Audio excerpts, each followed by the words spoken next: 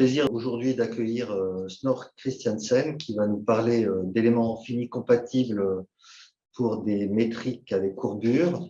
Et on voudrait particulièrement le remercier parce qu'il a accepté de remplacer le conférencier qui était prévu initialement, qui était Bertrand Maury et qui n'a pas pu venir. Donc merci beaucoup et je peux y aller. Merci Yves, merci pour cette invitation spontanée. Merci également à Katharina Schratz et au laboratoire JLL de m'inviter pour cette période de début de printemps.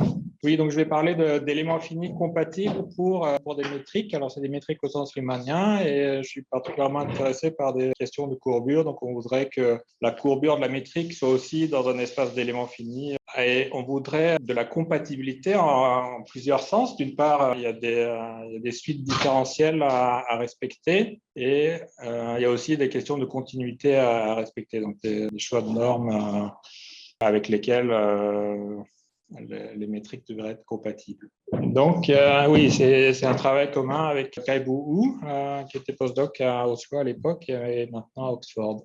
Voici le plan de mon exposé. Je vais parler d'abord de complexe d'élasticité. Je vais travailler en dimension 2 d'espace et je vais parler donc de contraintes et de courbure, surtout courbure linéarisée. Une autre façon de l'exprimer, c'est la courbure linéarisée, c'est l'opérateur de Saint-Venant. Je vais introduire les nouveaux éléments finis pour ces espaces. Ensuite, je vais mettre cet élément fini dans un cadre plus général que j'ai développé qui s'appelle le système d'éléments finis, qui est un analogue de la théorie des faisceaux. Et donc, j'essaie d'importer en fait quelques outils de théorie des faisceaux vers les éléments finis. Finalement, les espaces que je considère sont des espaces de section de fibrés vectoriels. On les discrétise avec des quotients à valeur dans les rigid motions. Je ne sais pas comment ça s'appelle en français, les rigid motions. Déplacement rigide. Déplacement rigide. Alors pour les formes différentielles, on a des quotients à valeur réelle et pour les problèmes d'élasticité, on les remplace par des quotients à valeur dans les mouvements rigides. Et j'ai deux théorèmes à démontrer sur ce cadre, un théorème de De Rham sur les groupes de cohomologie et une identité de Bianchi sur la courbure. Alors voici le complexe d'élasticité pour la contrainte. J'ai représenté ici sur la ligne 1 ce complexe et je commence par des champs de vecteurs H2. Un vecteur, je le considère comme un vecteur colonne. Je fais son gradient par ligne, j'obtiens une matrice 2,2 que je symétrise, c'est la contrainte, donc la déformation ici, et j'obtiens donc un champ à valeur matrice symétrique 2,2. Et la régularité que j'impose sur ces champs, c'est H1 à opérateur de Saint-Venant L2. Je fais opérer l'opérateur de Saint-Venant sur les matrices symétriques. C'est l'opérateur Sven ici à la fin. L'opérateur Sven consiste à prendre le rotationnel par ligne. Donc, je commence avec un champ de matrice. Je fais le rotationnel par ligne, j'obtiens un vecteur et je prends encore le rotationnel de ce vecteur et c'est le champ scalaire dit champ de Saint-Venant. Alors cette suite, c'est une suite exacte au sens où si j'ai un champ de matrice à opérateur de Saint-Venant nul, c'est exactement les déformations des champs de vecteurs 2. L'opérateur Saint-Venant est surjectif. Le noyau de l'opérateur de D, c'est donc les mouvements rigides. Ouvert de R2, c'est ça? Oui, U, c'est un ouvert de R2, oui. V, c'est les vecteurs. S, c'est les matrices 2,2 symétriques et R, c'est R. Oui, l'opérateur de Saint-Venant, c'est aussi, comme j'ai dit, la courbure linéarisée, courbure de Gauss, éventuellement multipliée par la densité de la métrique, et on linéarise ça autour de la métrique euclidienne, et ça donne l'opérateur de Saint-Venant.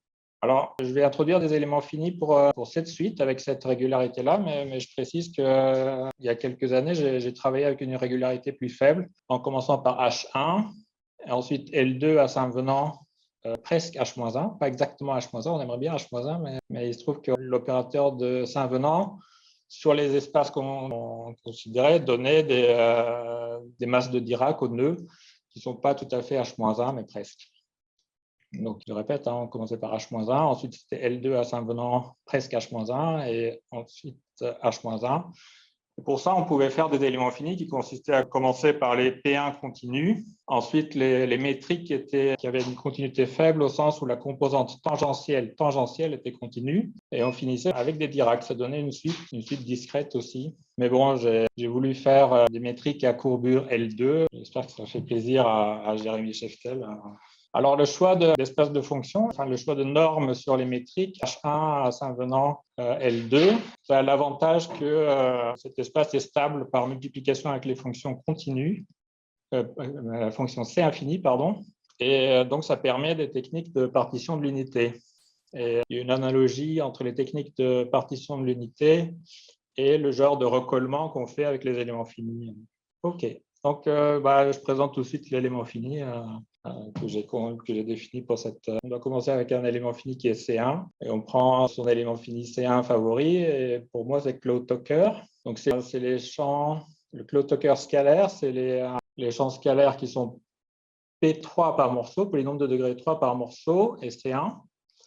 Et les degrés de liberté unisolvants là-dessus, c'est les valeurs au nœud ainsi que les dérivées premières au nœud en l'intégrale de la dérivée normale sur les arêtes.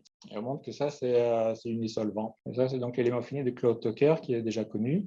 À la fin de mon complexe, il n'est pas déraisonnable d'avoir des fonctions qui sont constantes par morceau parce que je commence ici avec des polynômes de degré 3 et je dérive une fois ici, encore 2 fois après. Donc j'ai des P0 à la fin et 3 degrés de liberté. Et ce qui s'est révélé être utile, c'est de déterminer ces 3 constantes par l'intégrale contre les fonctions affines. Entre ces deux extrêmes, il y a le nouvel espace pour les métriques. Alors, on prend les fonctions polynomiales qui sont continues et intégrables.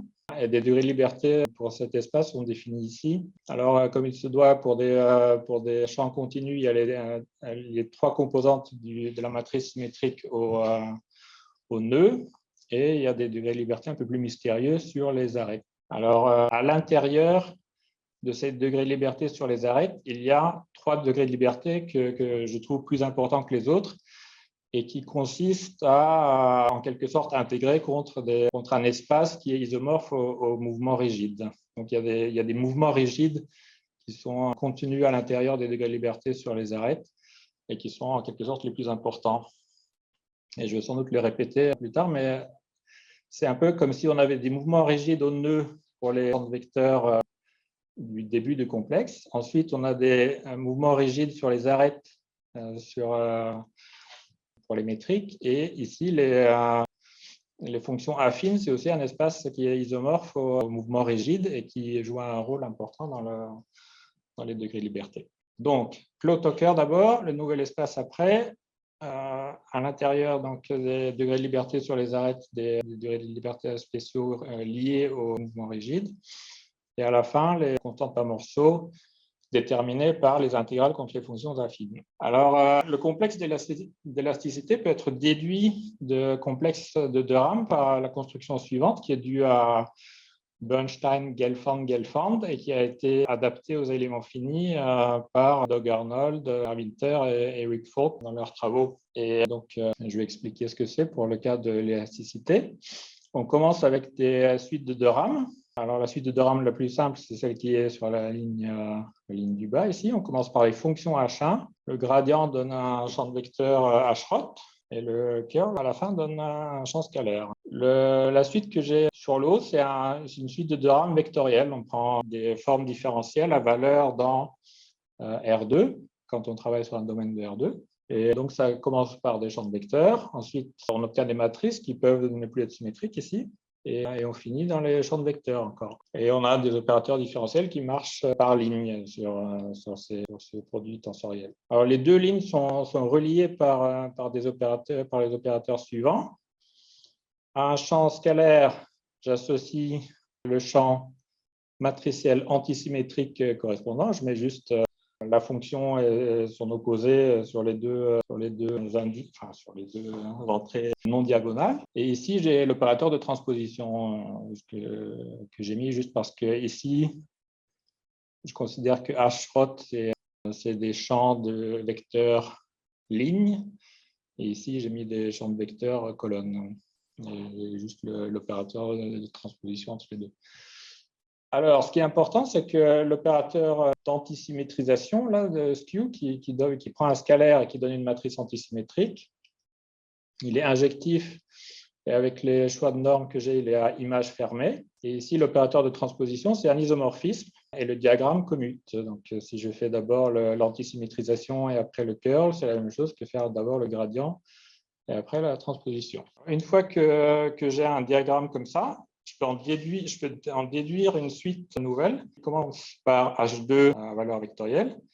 Ici, je prends l'orthogonale de l'image. Donc, j'avais l'orthogonale, l'image, c'est les antisymétriques, et donc l'orthogonale de l'image, c'est les matrices symétriques. Et ensuite, je compose donc le ROT avec l'inverse de l'opérateur que j'ai ici, donc ça fait la transposition, et l'opérateur ROT encore une fois. Donc, quand je commence, j'ai l'opérateur gradient, et si je le considère modulo les antisymétriques, j'obtiens bien l'opérateur de déformation.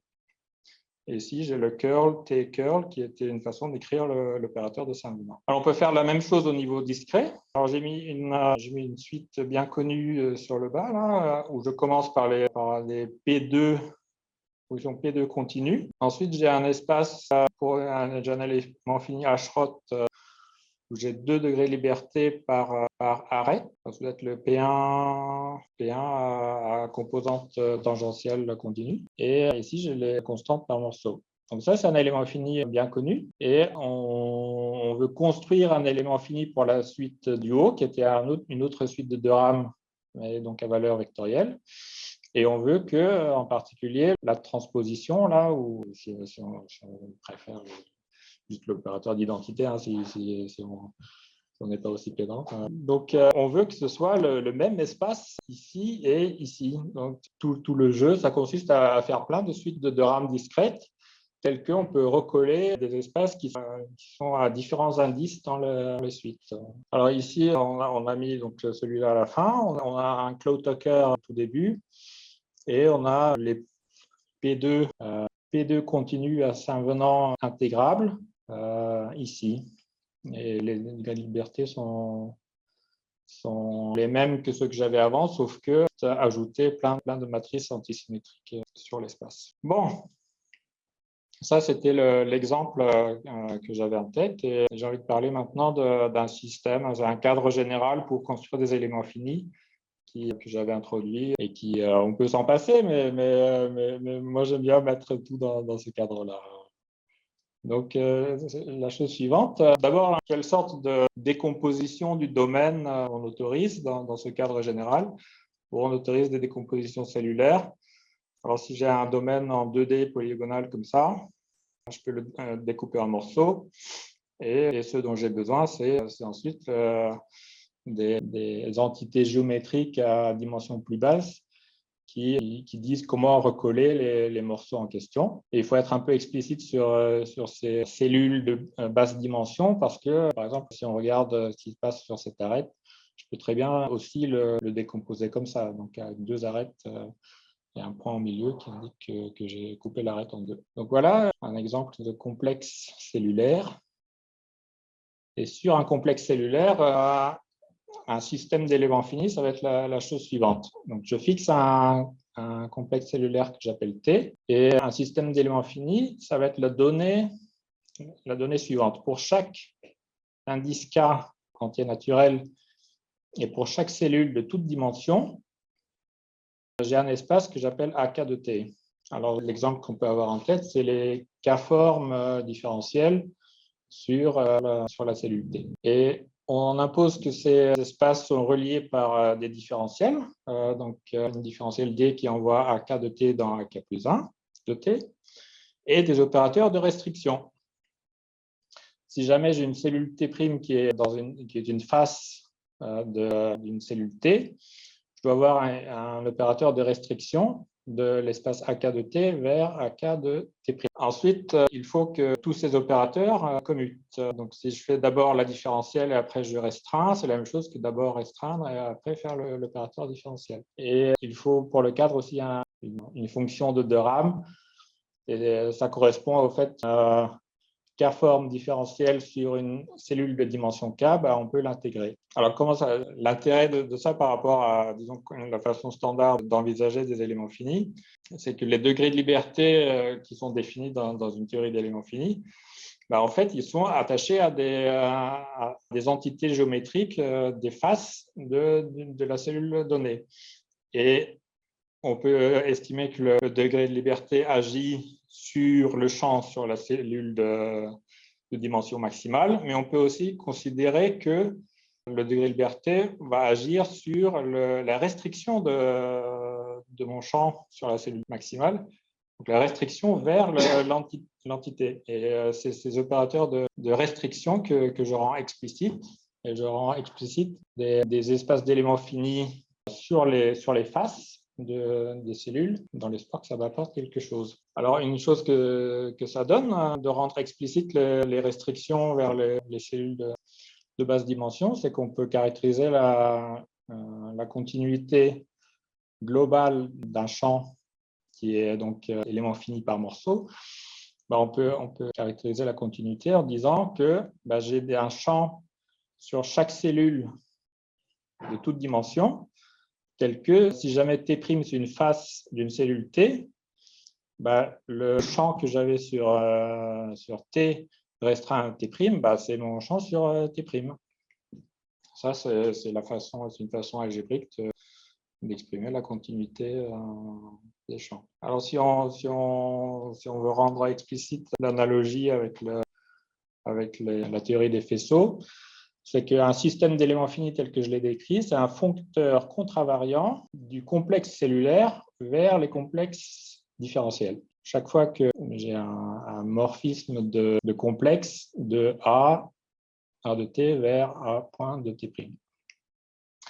Et ce que j'ai défini comme l'espace global, donc les champs qui sont éléments finis par morceau avec une certaine continuité, ça, c'est un exemple de limite inverse d'un foncteur. Alors, j'avais développé ce cadre pour les formes différentielles en 2008 et avec Kaibourn, on a étendu le cadre à des choses qui sont plus générales, en particulier les champs qui sont les complexes de type élément, de type élasticité. Alors, pour appliquer ce cadre à l'élasticité, il faut dire non seulement ce qui se passe donc sur les tétraèdres, mais aussi sur les arêtes de mes... Pardon, je commence avec des triangles. Il n'y a pas de tétraèdres. J'aimerais bien faire les tétraèdres, mais je n'en suis pas encore là. Donc, je commence avec des triangles. Ensuite, il faut dire quels sont les opérateurs différentiels induits sur les arêtes. Et il y a même des opérateurs différentiels induits sur les sommets.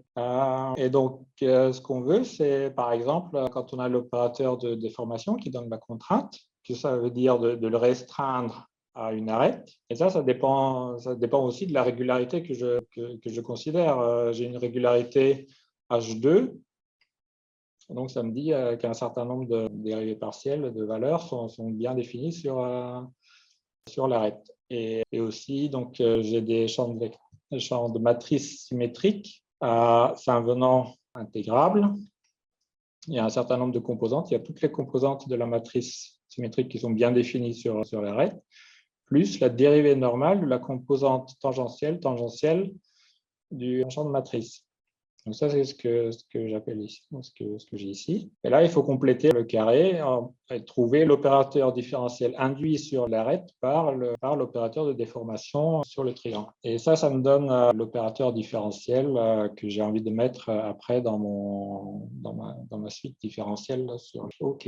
Donc les opérateurs induits sur les faces, de façon générale, dépendent de l'opérateur que j'ai sur les cellules de dimension maximale, mais aussi de la continuité que j'impose, le nombre de dérivés bien définis sur les faces. Donc ça, c'était les ingrédients pour le système d'éléments finis. Il y avait un autre élément auquel j'ai juste fait allusion, c'était l'opérateur de De Rham, qui, pour une forme différentielle, qui est une K-forme sur une cellule de dimension K, associe à la forme différentielle, son intégrale. Et ça donne lieu à des cochaines à valeur réelle, dans le cas de De Rham, réelles. Donc, pour les fonctions, on prend des cochaines qui attachent à un nombre réel à chaque sommets.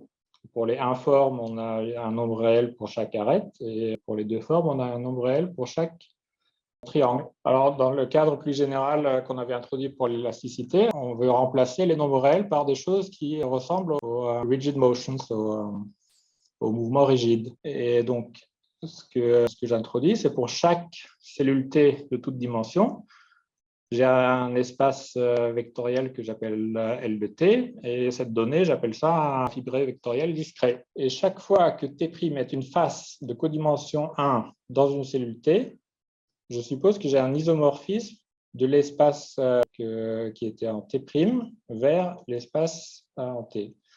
Et j'appelle ça une connexion discrète. Et il faut penser que le T, c'est en quelque sorte le transport parallèle de T' vers T pour une certaine connexion.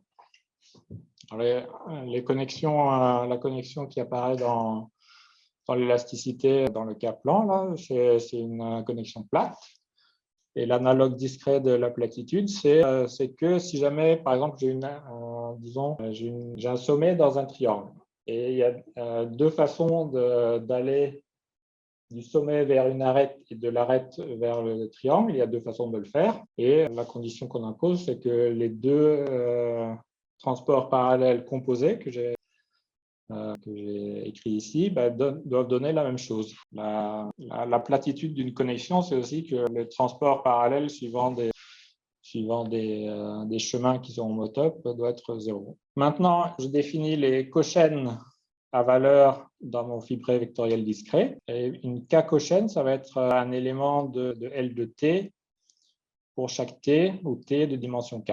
Et là, je peux définir une différentielle de mes K-cochaines vers les K plus 1 cochaines qui généralise le co-boundary operator pour les cochaines à valeur réelle. Et la formule, c'est la suivante. L'opérateur différentiel appliqué à U évalué sur une cellule T, ça va être la somme pour toutes les faces de codimension 1 de l'orientation relative des deux objets fois le transport parallèle discret, la connexion discrète, elle apparaît ici, fois les valeurs de U sur T'. Qu'est-ce que c'est le CK de T? CK de TL. Donc, c'est l'espace vectoriel formé par les K-cochains, sachant que les K-cochains, ça consiste à associer à chaque cellule de dimension K un élément de l'espace vectoriel L de T correspondant. Alors, la condition de platitude ici, elle correspond au fait que c'est bien une suite différentielle, au sens où si j'applique delta covariant, en quelque sorte, deux fois, j'obtiens 0. Donc, une connexion est plate si et seulement si la dérivée extérieure covariante est de carré nul. Et c'est ce que j'obtiens ici au niveau des cochaines. Bon, maintenant, il faut relier, j'ai parlé de l'opérateur de De Rham, il faut relier le système d'éléments finis à une telle suite de cochaines, espace de cochaines. Et c'est fait par un opérateur E qui va de AK de T vers L de T. Alors T, c'est une cellule de dimension K, et ce que je généralise, c'est donc l'intégrale sur les K-formes qui donne un nombre réel. Et dans mon cadre plus général, ce que j'impose, c'est que pour un élément de AK-1 de T, si j'évalue la différentielle de U, j'obtiens des termes de bord, j'obtiens les évaluations des termes de bord, qu'il faut apparaître les restrictions donc, de U vers le bord et des transports parallèles du bord vers la cellule. Et cette formule implique que si jamais j'applique ce E sur l'espace global, là, la limite inverse d'espace, j'obtiens un opérateur qui commute avec les différentiels comme l'opérateur de De Rham. Alors maintenant qu'on a un opérateur d'une suite vers une suite plus simple, finalement. Ici, ça peut être des champs de matrice polynomiales par morceau de degré quelconque ou des trucs comme ça. Alors qu'ici, c'est un truc plus combinatoire. Et donc, on peut se demander si l'opérateur E qui commute avec les différentiels induit des isomorphismes sur les groupes de cohomologie. Je vais revenir à cette question. Je vais juste donner un exemple de ce qui est l'exemple que j'ai traité. Pour l'élasticité, je vais dire quels sont les espaces qu'on a sur les sommets, les arêtes et les triangles et qui donnent les cochaines à valeur vectorielle. Donc, je vais définir les choses suivantes. J'appelle M de T pour un triangle donné les fonctions affines. Sur une arête, j'ai aussi un espace de dimension 3 qui consiste en une paire d'une fonction affine, une fonction constante. Et finalement, sur les arêtes, j'ai un vecteur et un réel. Maintenant, j'ai des opérateurs de restriction sur ces espaces. Si j'ai une fonction affine sur un triangle, je lui associe la restriction sur le triangle qui est une fonction affine et la dérivée normale qui est une fonction constante. Si j'ai une fonction affine et une fonction constante sur l'arête, je peux lui associer un vecteur de R2 et un réel, donc un élément de M de V par la formule suivante. La fonction constante fois vecteur tangent de l'arête et la dérivée tangentielle de ma fonction affine, et je la mets suivant le vecteur normal de l'arête. Et aussi, je prends la valeur de U au sommet. Alors ici, vous voyez, les opérateurs de restriction vont vers les espaces de dimension plus faible, vers les entités géométriques de dimension inférieure. Donc, quand je prends les duos de ces espaces ici, je vais avoir des opérateurs qui vont d'un espace donc sur le sommet vers l'arête et de l'arête vers le triangle. Et ça, c'est exactement ce dont j'avais besoin pour faire la connexion discrète. On vérifie que ces opérateurs ont la propriété de commutation que j'ai requise. Ça correspond au fait que si je prends un champ sur un triangle, et pour un sommet donné, je fais les restrictions sur les deux arêtes en question et ensuite je fais les restrictions des deux arêtes vers le sommet. Les deux possibilités donnent les mêmes restrictions. Donc j'ai bien un fibré vectoriel plat au sens que j'ai donné. Donc, c'était l'exemple. Le premier point, c'était que si je prends l'opérateur d'évaluation, il va de mes espaces d'éléments finis vers les cochaines discrets. Ça donne un morphisme de complexe. Et le théorème de de Rham dit que cet opérateur induit des isomorphismes sur les groupes de cohomologie. La démonstration se fait par récurrence sur la dimension. On commence par traiter le cas d'un nuage de points. Et à chaque étape, on ajoute toutes les dimensions de toutes les cellules de dimension maximale, en quelque sorte. Et donc, on recolle des choses définies par morceaux suivant le bord. On écrit le principe de Maillard-Vittori. Ça donne une suite exacte courte, à la fois pour les éléments finis et pour les cochaines vectorielles. On relie ces deux suites exactes courtes par l'évaluation E. On en déduit les suites exactes longues pour A et C, quoi. Et ces deux suites exactes longues sont reliées par l'évaluation E. Et on conclut par le 5 lemma. Donc ça, c'était le théorème de De Rham dans ce cadre-ci de fibré vectoriel plat. On peut aussi, dans le cas non plat, on peut trouver une identité de Bianchi.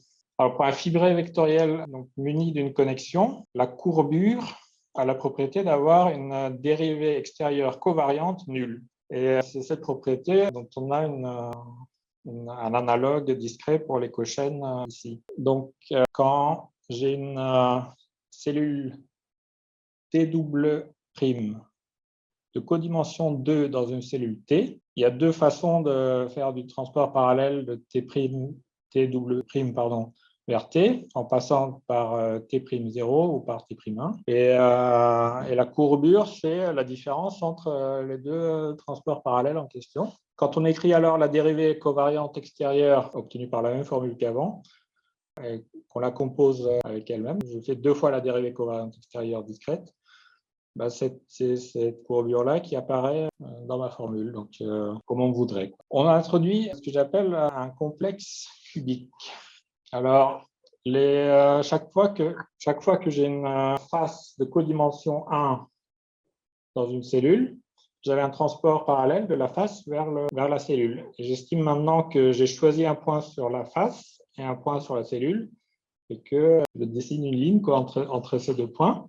Et ça me donne une arête d'un certain complexe cellulaire qui se trouve avoir des cellules à forme cubique, des cubes déformés, mais la combinatoire, c'est celle de cubes. Et sur ce raffinement cubique de mon complexe d'origine, j'ai une connexion sur les endomorphismes. Donc, par exemple, la courbure d'une connexion, c'est une informe valeur endomorphisme. Et c'est sur cet endomorphisme que j'ai la dérivée covariante qui m'intéresse. Et je définis donc une connexion discrète sur le raffinement cubique. Et l'identité de Bianchi va dire que la dérivée covariante extérieure de ma courbure discrète va être 0. Donc, c'est une identité attachée à chaque cube. J'ai des courbures sur les carrés et l'identité sur chaque fois que les carrés s'assemblent en un cube. Voilà, c'est tout ce que j'avais à dire. Merci. C'est une question.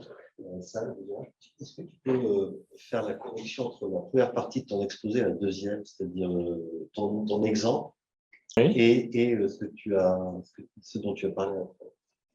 Ok, alors, il y avait la question de ces degrés de liberté mystérieux qui sont reliés au mouvement rigide. Et ça fait apparaître les espaces M de T, M2 et M de V que j'ai ici. Donc, je dis, par exemple, ici, M de T, c'est les fonctions affines sur T. Je prends son dual, ça me fait les degrés de liberté sur cet espace ici, le dernier. Je fais intégrale contre fonction affine. Ici, je ne me souviens plus exactement des degrés de liberté qu'il y a sur l'arête, mais on peut essayer de les retrouver. Qu'est-ce que je dis? Je dis sur l'arête, j'ai un espace M de E qui consiste en une fonction affine et une fonction constante. Bon, toujours est-il que la conclusion, c'est qu'ici, il y a une façon d'évaluer un champ de matrice symétrique 2 fois 2 contre un tel couple de fonctions, et ça me donnerait le degré de liberté, les 3 degrés de liberté essentiels cachés dans le triangle. Donc ça, c'est pour les cochaines à valeur vectorielle. Ensuite, il y a l'espace, le système d'éléments finis. Peut-être être plus facile de le décrire ici. Donc, je veux un espace sur le triangle, ça va être mon Claude-Tucker standard, et je veux un espace sur l'arête et un espace sur le sommet. Alors, l'espace sur le sommet, ça va être tout simplement R2 fois R au sens où j'ai la valeur de la fonction et le gradient. Et l'espace que j'ai sur l'arête, j'ai une fonction scalaire P3 qui est la restriction de mon champ sur le triangle. Et j'ai la dérivée normale qui est un polynôme P2. Donc, l'espace que j'ai associé à l'arête, ça va être une fonction P3 et une fonction P2. C'est la somme directe de ces deux espaces. Et si je connais une fonction et que j'interprète une autre fonction comme une dérivée normale, je peux en déduire la dérivée au sommet. Et ça va me donner l'opérateur de restriction. Donc, ma fonction P3, je la restreins, ça me donne ma valeur vectorielle. Et je peux faire la dérivée tangentielle de ma fonction P3, ça me donne la dérivée le long de l'arête. Et l'autre fonction que j'ai, qui est une fonction P2, je l'évalue au sommet et je la mets suivant la normale et je l'ajoute au vecteur tangent que j'avais. Ça me donne un gradient au sommet. Si je regarde à la fin de mon complexe, j'ai un espace sur mon triangle. Sur l'arête, j'ai pas d'espace. Enfin, j'ai l'espace 0. Et j'ai aussi l'espace 0 au sommet. Et les opérateurs de restriction sont les opérateurs triviaux. Alors maintenant, je ne me souviens plus exactement de l'espace que j'avais sur l'arête dans le cas de métrique ici, ou des contraintes. Mais au sommet, mon espace, c'est les matrices symétriques de 2. Ouais. Merci beaucoup. Est-ce qu'il y a des questions parmi les gens qui suivent la conférence en visio? Oui, en fait, quand il y a de la courbure, il n'y a pas de cohomologie, mais si on quotiente par la courbure, on peut obtenir de la cohomologie, non, avec les cochaines. Ah, c'est un point de vue que je ne connais pas. Qui a posé la question? Je n'ai pas vu. C'est Antoine Ballon. Alors bon, oui, moi j'ai de la cohomologie seulement quand la courbure est nulle et pour l'instant, pour mon application à l'élasticité, je linéarise autour de la métrique euclidienne, quoi. Donc j'ai pas vraiment d'exemple où j'ai de la courbure non nulle. Frédéric Echt? Oui, ça t'intéresse de faire des essais numériques parce que rajouter ces éléments finis, le code, le HCT, il est déjà dans FreePEM. L'élément fini avec tes trois constantes, c'est trivial. Et ton élément fini du milieu me paraît assez simple à implémenter une fois que j'aurai compris ce qu'il y a pour faire des vrais essais numériques. Ah oui, ce serait marrant, oui, j'aimerais bien, hein. Parce que j'avais déjà rajouté des éléments finis respectant des choses de ce type-là avec GD. Hein? Avec Auré, Patrice Auré, non? Oui, avec Patrice Auret, oui. Oui, oui, oui. Ah bah oui, bah Et tu pourrais nous dire quel est l'intérêt de vérifier ces choses au niveau discret? Ça nous apporte quoi? Au niveau mathématique, je comprends bien, mais au niveau discret, ça va nous permettre de résoudre quel type de problème? oui, ça c'est un autre problème. Par exemple, on peut considérer le complexe dual ou dual de Saint-Venant et puis la divergence à la fin du complexe. Et là, c'est peut-être plus utile pour l'élasticité. Et l'élément fini en question, je me demande s'il n'a pas été fait par Johnson il y a bien longtemps. D'accord. Mais bon, j'ai pas, à part le fait que je linéarise des opérateurs qui apparaissent en géométrie différentielle et que je pourrais peut-être résoudre des problèmes de géométrie différentielle avec ça, j'ai pas vraiment d'application. Pratique. Ouais. OK. Bien sûr, tu pourrais inventer de nouveaux éléments finis. Non, parce que je veux dire On pourrait s'amuser à utiliser ça pour faire des coques, par exemple. ouais. Parce que là, tu peux avoir une courbure et tu peux être intéressé de comprendre ce que la courbure de la coque va faire. Ouais, ouais. Mais je dis peut-être des sottises. Hein. Ouais. Moi, malheureusement, je connais pas les coques, mais j'aimerais bien comprendre. Bah, si tu es au labo, tu demandes à Hervé Ledray. Ok. Je ne sais pas s'il était participant, donc je cafte. Ok, super. Il est là. Ok, ben, est-ce qu'il y a d'autres questions parmi l'auditoire? S'il n'y a pas d'autres questions, on va remercier beaucoup Snor parce qu'il a fait l'exposé en improvisant. Alors, merci beaucoup, vraiment.